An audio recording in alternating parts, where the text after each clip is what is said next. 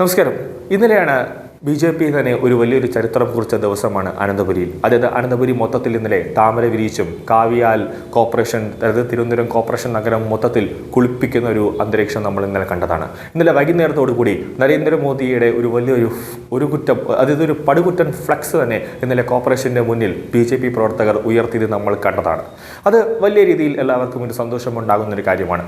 കാരണം ഈ തിരുവനന്തപുരം കോർപ്പറേഷനിൽ 40 വർഷത്തോളം ഇടതുപക്ഷത്തിൻ്റെയും അതായത് ഇടതുപക്ഷത്തിൻ്റെയും അതോടൊപ്പം തന്നെ വലതുപക്ഷത്തിൻ്റെയും ഭരണത്തിൽ പൊറുതിമുട്ടിയാണ് ജനങ്ങൾ ഒരു മാറ്റം അനിവാര്യമാണെന്ന് മനസ്സിലാക്കി ജനങ്ങൾ BJP ജയിപ്പിച്ചത്. അങ്ങനെയാണ് VV രാജേഷ് മേയറായിട്ട് വരുന്നു, ആശാനാഥ് ഡെപ്യൂട്ടി മേയറായിട്ട് വരുന്നു.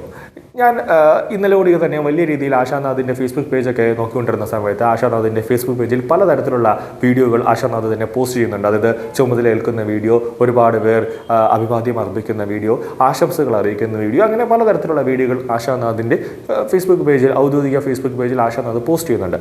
അതിൽ പല കമൻറ്റുകളും ഞാനിങ്ങനെ വായിച്ചുകൊണ്ടിരുന്നപ്പോൾ എൻ്റെ ശ്രദ്ധയിൽപ്പെട്ട ഒരു കമൻറ്റ് എന്ന് പറയുന്നത്, നമുക്കറിയാം ഈ ആര്യ രാജേന്ദ്രൻ മേയറായിട്ടിരുന്ന സമയത്ത് വലിയ രീതിയിൽ ഒരു വിവാദമായി മാറിയ ഒരു പ്രധാനപ്പെട്ട ഒരു കാര്യമുണ്ട്.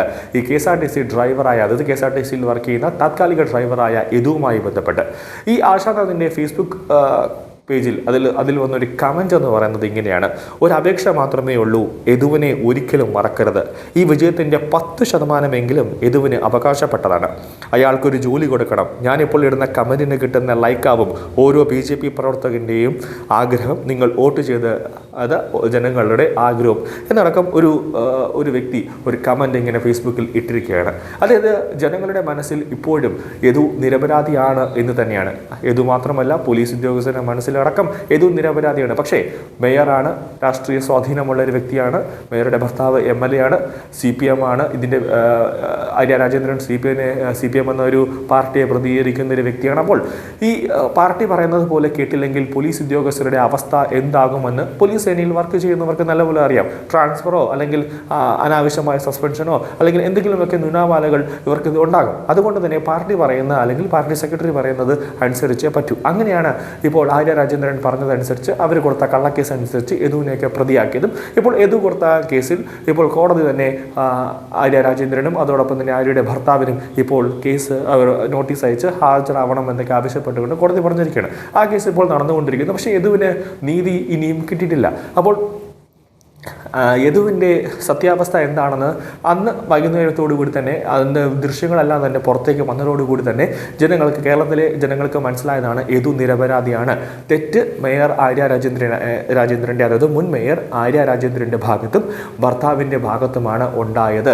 അതാണ് തെറ്റ് എന്നടക്കം നമുക്ക് മനസ്സിലായതാണ്. അപ്പോൾ BJPയുടെ മുന്നിൽ ഈ ജനങ്ങൾ തന്നെ, തിരുവനന്തപുരം നഗരത്തിലെ ജനങ്ങൾ തന്നെ വയ്ക്കുന്ന ഒരു പ്രധാനപ്പെട്ട ഒരു കാര്യമെന്നു പറഞ്ഞു കഴിഞ്ഞാൽ യദുവിന് BJP ഒരു നീതി കൊടുക്കുക, യദുവിനെ തിരിച്ച് KSRTCയിലേക്ക് എടുക്കുക, അല്ലെങ്കിൽ കോർപ്പറേഷനിൽ ഏതെങ്കിലും ഒരു തസ്തികയിൽ, ഇപ്പോൾ ഡ്രൈവറായിട്ടോ അല്ലെങ്കിൽ ഏതെങ്കിലും മറ്റ് തസ്തികയിൽ ഒരു ജോലി കൊടുക്കുക. അങ്ങനെ യദുവിന് മേയർ VV രാജേഷോ അല്ലെങ്കിൽ ഡെപ്യൂട്ടി മേയർ ആശാനാഥോ അല്ലെങ്കിൽ BJPയോ ഒരു നീതി വാങ്ങിച്ചു കൊടുക്കുക എന്നുള്ളതാണ് കമൻറ്റുകളാണ് ഇപ്പോൾ സോഷ്യൽ മീഡിയയിൽ ഉടനീളം വന്നുകൊണ്ടിരിക്കുന്നത്. അങ്ങനെ ഒരു നീതി അല്ലെങ്കിൽ അങ്ങനെ ഒരു കാര്യം BJPയുടെ ഭാഗത്ത് നിന്നും ഉണ്ടാകും. യദുവിന് നീതി കിട്ടും എന്ന് തന്നെയാണ് ജനങ്ങളെപ്പോഴും വിശ്വസിക്കുന്നത്.